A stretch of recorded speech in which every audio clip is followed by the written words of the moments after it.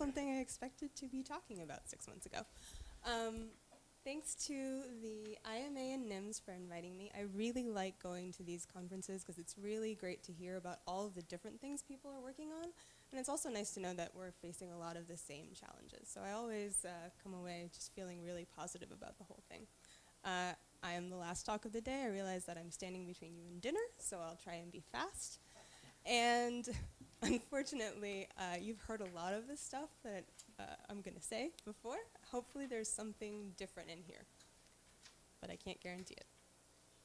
All right, so how did I get to real estate?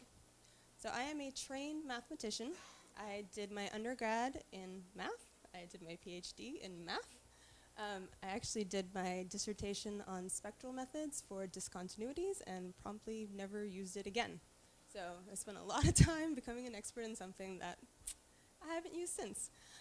I wanted to go into industry when I was an undergrad, and I didn't really plan it out very well, so I did not do what everyone else says, which is I didn't do any internships over the summers. I really regret that, so if you're in graduate school, do an internship. It makes your life so much easier. I actually tried to apply to some industry jobs straight out of grad school, like my final year. And I did an interview in a national lab, and they went with someone else, and I asked why, and they said, well, we went with someone who had experience. And I was like, ugh, all right. So I have to get experience in my postdoc, and I found the awesome IMA Industrial Postdoctoral Program, and this gave me the opportunity that I was looking for. I went to the IMA, I partnered with Boeing, with the Applied Math group, which you heard Tom talk about yesterday. And I spent 2 years going back and forth between Boeing and Minneapolis. And then after that, it was pretty successful, so Boeing hired me and brought me into the group. And I spent almost 6 years there. I actually was in Tom's group, so working on optimization, design under uncertainty, so I was actually one of the software developers for Design Explorer. And I did some other stuff also with the military, so some of the bomb stuff that I think Tom mentioned also as well, which was unexpected. The bomb stuff, yeah. And I think I might have talked about this last time I gave this talk. There's been a lot of, I guess, turmoil is the best way to describe it in Boeing recently with reorganizations and changing of the way that the company works and funding issues and whatnot. And so my job wasn't absolutely threatened, but I was starting to feel a little less secure there. And I thought, well, am I going to gamble on this job sticking around for the next 30 years? I'm not so sure about that. So I decided that I actually wanted to maybe diversify my resume a little bit. And so I started to look around. And I did what Janitha talked about earlier today. I went out and talked to my contacts. And luckily I have a lot of friends who are not mathematicians. Mathematicians are great, but if you only know mathematicians, then you'll only hear about traditional math jobs. I actually have quite a few friends that are computer scientists and friends that are in startups. And so I talked to a few of them. I gave them my resume, and they actually started sending it around to people they knew, which was fantastic because it's a really great way to get in the door. Because I actually ended up, well, taking a senior traffic analyst job, which I didn't even know what that was. What I actually ended up doing is Redfin called me in. I talked with the VP. We just sort of chatted for an hour or so, and he said, you know what, I think I've got a job for you.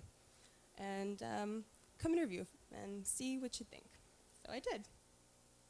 And it's been a really interesting 6 months. I've been learning lots and lots and lots of different things. So I think even if you are from the US, you might not know what Redfin is. So let's just talk about it a little bit. Redfin is what we like to call a disruptive business in the sense that we are trying to change the way a particular industry works, and that industry is real estate. So the real estate industry is traditionally based on agents who are commissioned. So if you buy or sell a home with a real estate agent, they take a cut, take a percentage. And I'm assuming a lot of you have read Freakonomics. There was a chapter about how agents are basically not necessarily on your side. They're out there for their own best interest, as they should be. You know, they make money if they sell you a home quickly. And honestly, if they sell you a home at a higher price, so they're not looking to get you a bargain. That's your business. So Redfin thinks, you know what, this is a really big deal. This is one of the biggest transactions you're ever going to make in your life. And it sucks that it's not transparent, it's not clear, and you're never quite sure if you're being cheated or not. It's really an uncomfortable process. And so they decided to change the way that we sell real estate. And the big change is that we have agents that are salaried. And that means that they get paid no matter what. They sell you a home in 6 months, or if they sell you a home after 2 years of working with you, they're still getting paid the same amount every month. It doesn't really affect them. So that means that instead of getting you into a house quickly, they really want to help you find the right home. The other reason that they want to help you find the right home is they get a bonus based on how happy you are with their service. So they're really motivated to make sure that you get the right place. So that's a really big deal. The other part is that we have a huge in-house engineering team. So by huge, I mean 250, which is pretty big for a real estate company. I don't think anyone has that many engineers.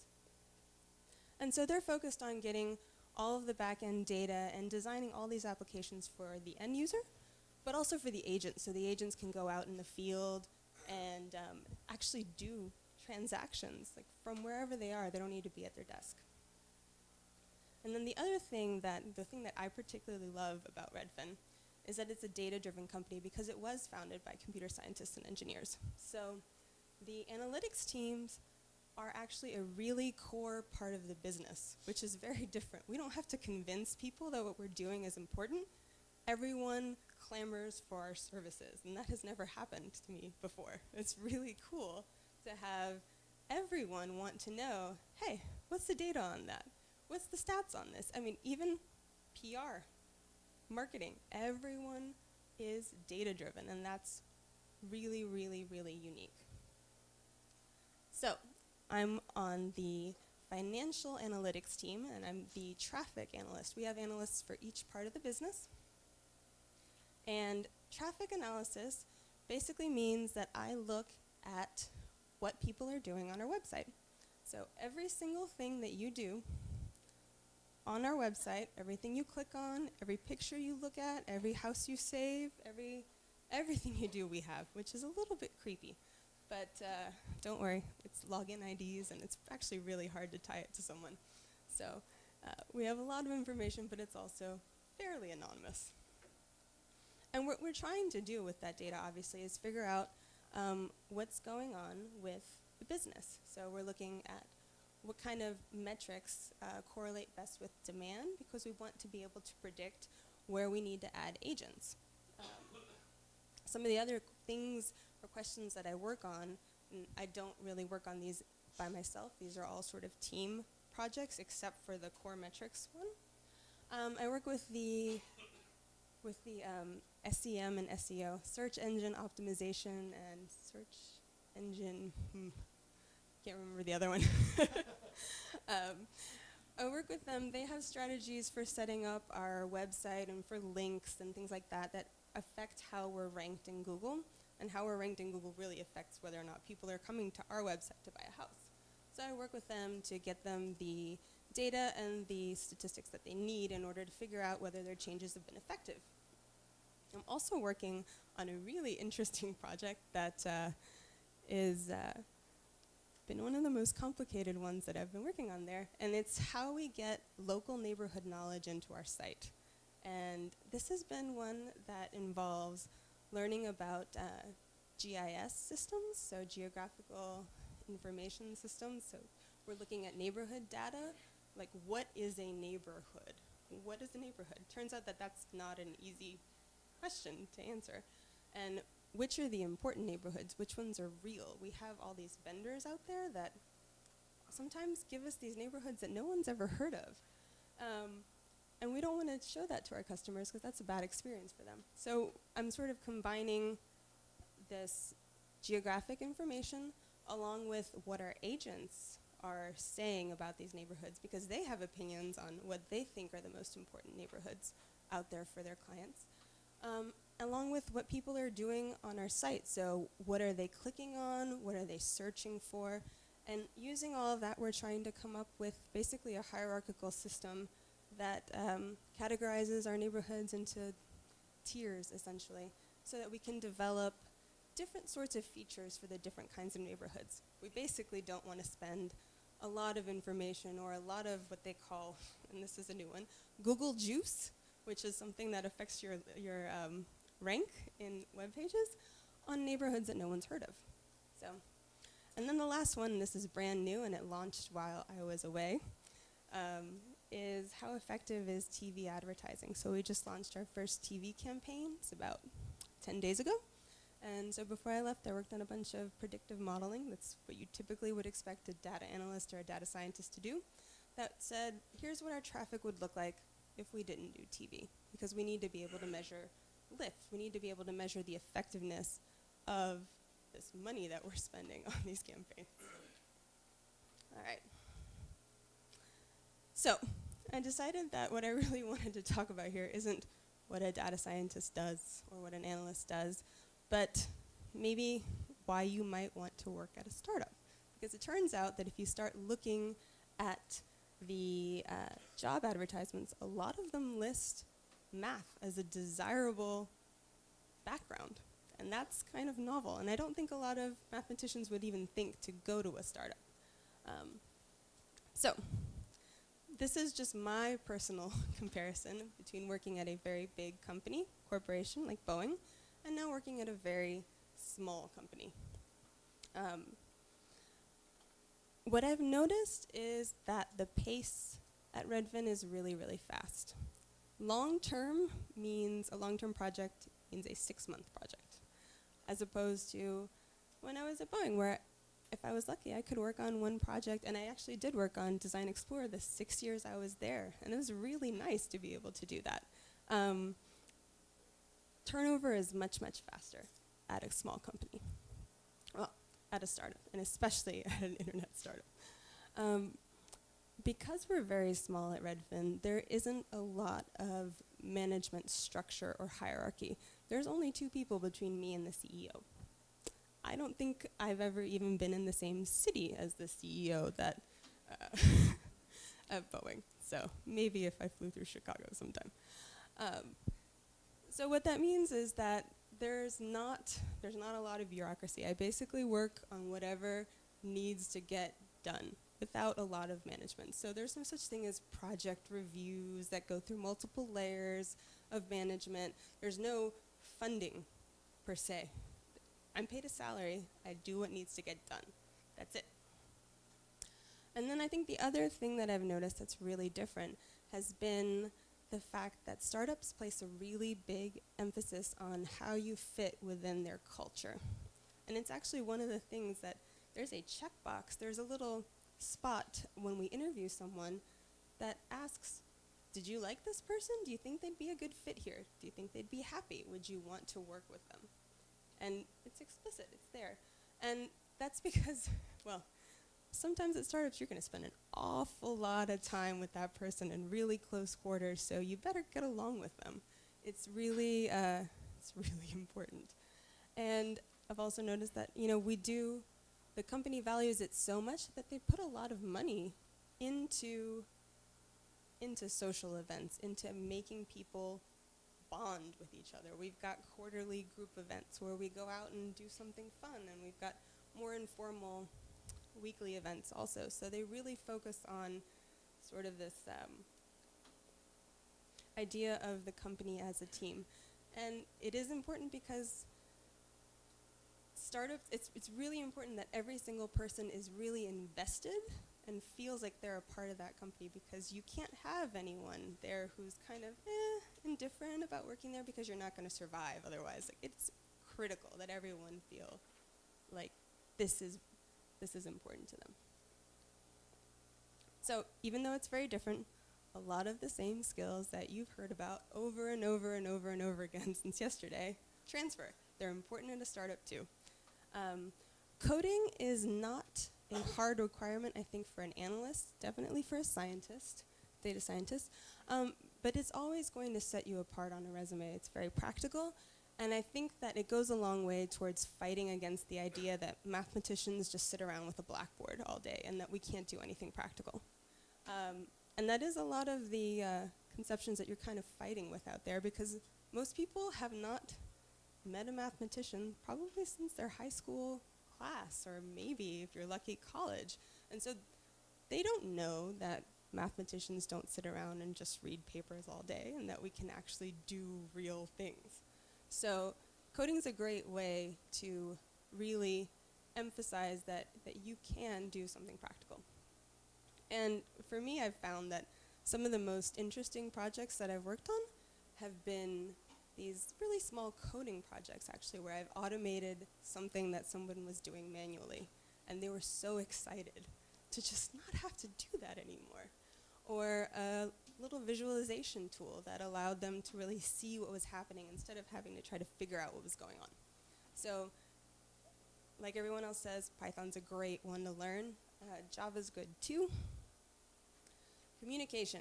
Communication's so important, and the less technical your audience is, the more difficult it becomes. My experience had only been with engineers before, and I thought that was hard. I think talking with marketing or a CEO is actually a lot harder.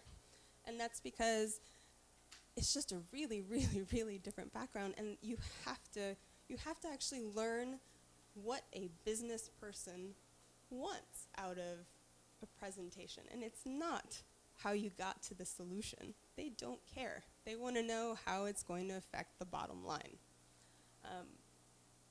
And then we've talked about learning. I think that it's very important to get comfortable with being uncomfortable, with not knowing exactly what you're doing. You should be okay with not being an expert in a particular field, because that's the best way to get a lot of experience. If you get an opportunity to do something and you don't know anything about it, take it, because you're going to learn a lot of stuff, and it's always great. You get exposed to new ideas, you get new skills for your resume, which never ever hurts, and I think it just keeps you very relevant. And then collaboration, of course, is so important as well. I think that it's very, very rare to work alone, and I think one of the hardest parts probably for me, and maybe other mathematicians, is actually letting someone else do part of my work. I'm a little bit of a control freak, and maybe a little bit of OCD, so I need to learn. You need to learn to let go, to delegate, and to realize that there is actually more than one right way to do something, and it's not necessarily your way. So it's surprisingly hard. I'm sorry?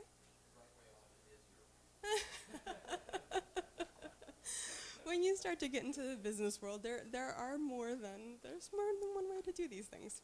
So, and a lot of these things are just the only way to learn them is through experience. So I don't know if I can tell you guys that are still in school, go out and do one specific thing and learn this kind of stuff. You'll get it as you go along, but you really just have to learn to look for the opportunities as they present themselves. So, like I said, just go out there, and if you feel a little bit uneasy about something, you're not sure that you can do it, that should be a sign to go try it.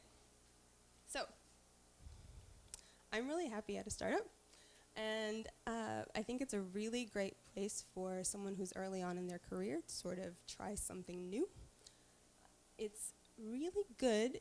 It's a good place if you like fast-paced work, if you like a heavily interactive environment, because I think someone said something about how if you get home at the end of the day and you're not tired of talking, you haven't spoken enough. I am tired every day, because I probably spend 60 to 80% of my day in meetings or talking to people. It's actually really difficult to get quiet time alone to actually think about stuff. So this is a higher pressure, higher risk environment than a research environment. So you have to be able to deal with that. And again, I think it's easier earlier on in your career. It might not be something you want to do later on.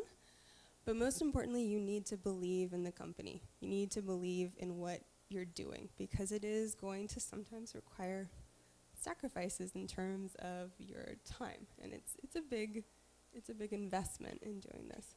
So I think that's everything I have to say. Do you guys have any questions?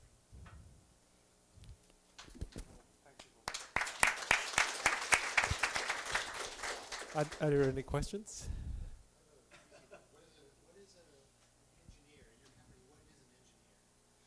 Oh, the engineers are usually computer science engineers, and then there's like these things called data engineers, which is different from data science. They're so the data engineers are working on actually getting in all of the information from the MLS, the multiple listing service.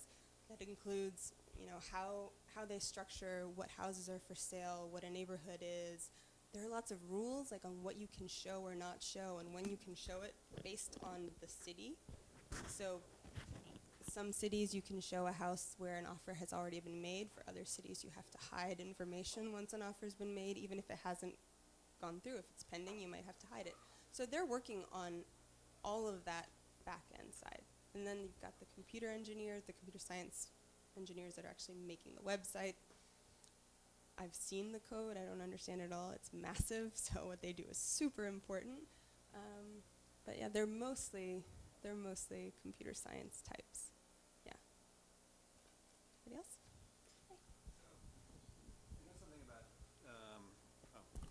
I know something about TV analytics. Okay.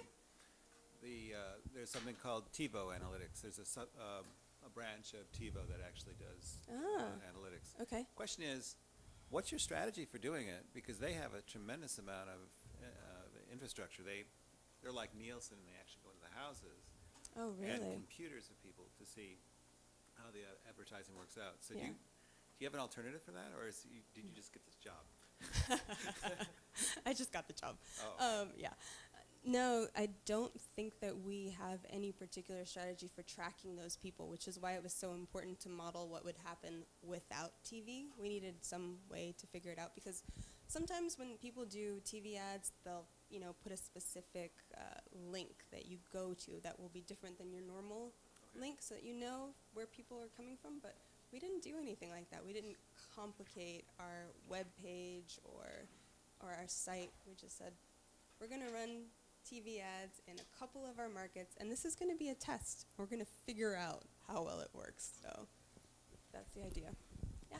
Yeah, but you said you track the movement on your website, so following the TV ad, you will track different Yes. input coming in. I will track different inputs. It's actually kind of hard to necessarily attribute more traffic with the TV ad with high confidence. So it turns out that with traffic has a lot of, it's a very big random component.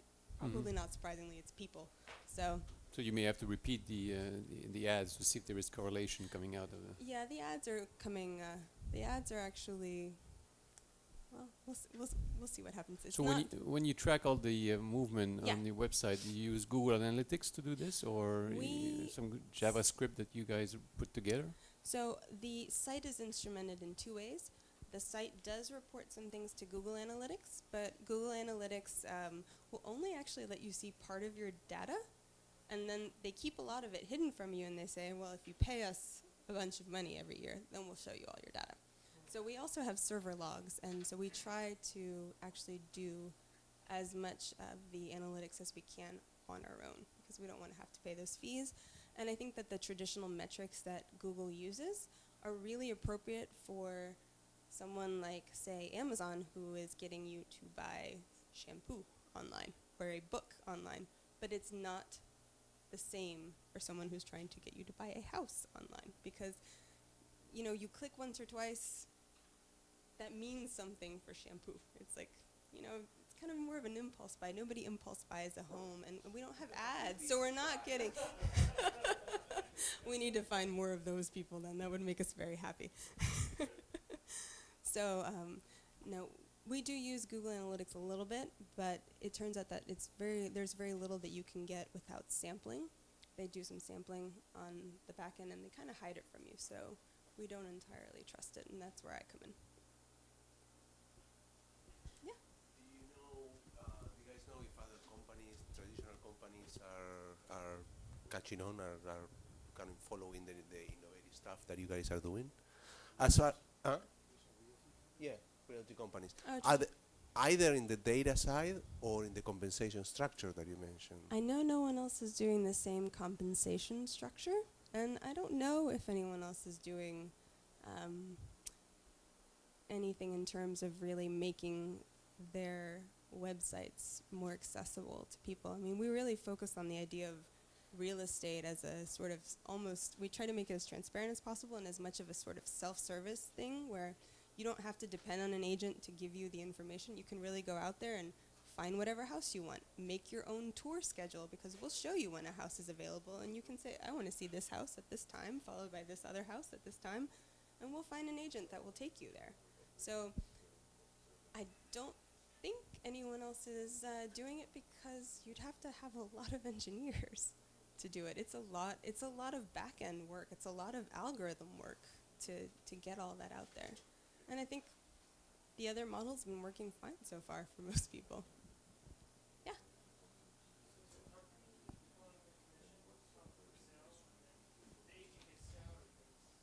So the way that it works is, let's see, for the buy side, if you buy a home with Redfin, the seller pays a 3% commission to their agent, and the seller pays a 3% commission to Redfin. Of that 3%, part of it goes to Redfin, part of it goes to the agent as a bonus, assuming that you're happy with that agent and you give them a really good review, and then part of it actually goes back to you. You get a refund. So you get usually about 1% of that. So you'll get 1/6 of the fee that the seller is paying back.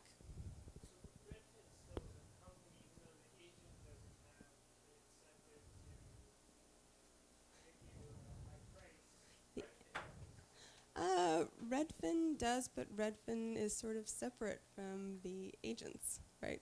So.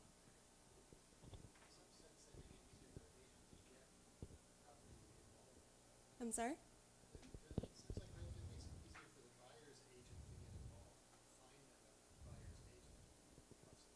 I don't understand. I'm sorry. Yes. We have our own realtors. We are a realtor, so we have our own agents. Yeah. So the reason that our agents don't have to do as much high-pressure selling is basically the website is giving them clients. They don't have to go out and pitch. They don't have to spend money on advertising because the website has a ton of traffic, and so basically it's bringing them people, and you know, they're there and waiting. When someone wants to go on tour, there's somebody there. When somebody's ready to buy a house, there's somebody there. So it's a little bit different. Instead of having to really, I think realtors, traditional ones, are really, they're independent in some sense. Like they have some backing by their company, but not really. At the end of the day, they're in it for themselves. There's nothing really in the company for them. Okay. Anything else? I think we should thank Laura again. I do have one announcement.